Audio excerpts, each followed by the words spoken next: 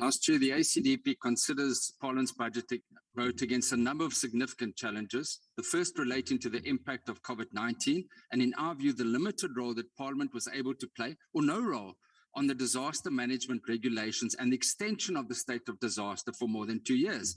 Now, it is highly regrettable that Dr. Groenewold's eminently reasonable private member's bill to give Parliament a greater say was not agreed upon by this House on what ACDP believes are flawed legal arguments. The sad part, Honourable Speaker, is that certain of the state of disaster lockdown regulations have now been included under the national health regulations, quite wrongfully in our view. And what is even more concerning is, yet again, Parliament has no say over the contents of these health regulations. Now, let's make it clear, once again, the ACDP remains opposed to mandatory COVID-19 vaccines. And we commend church leaders who have rejected those health regulations, saying it is vaccines through the back door.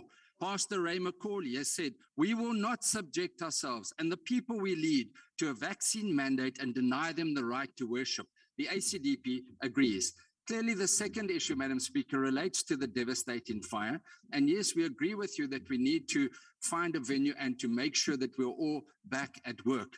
If everybody else is working, schools are reopening, then we as parliamentarians need to set that example. And yes, I took a walk now to the NCOP section. It is looking beautiful, and we do believe that the billions will need to be spent to rebuild this parliament in terms of the heritage legislation.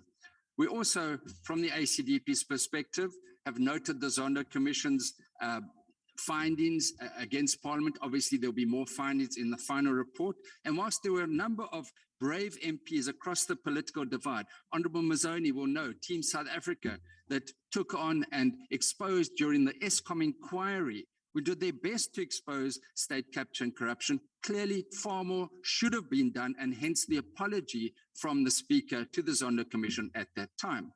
Speaker, the ACDP looks forward to Parliament implementing those corrective measures from the Commission's report. With regard to those areas where Parliament was found to miss out on its oversight function, and of course, where we will now have to exercise an oversight function looking at those areas where the executive also failed as set out in the Zondo Commission. Lastly, Speaker, what I would also like to raise is an issue I continue and concerned about is the tardy response of Parliament, or from the executive to Constitutional Court deadlines, placing enormous pressure on us.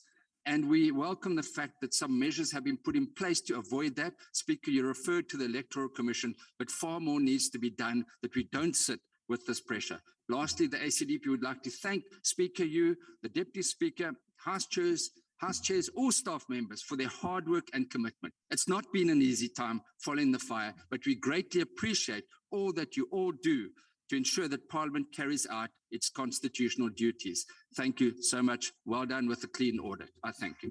Thank you very much.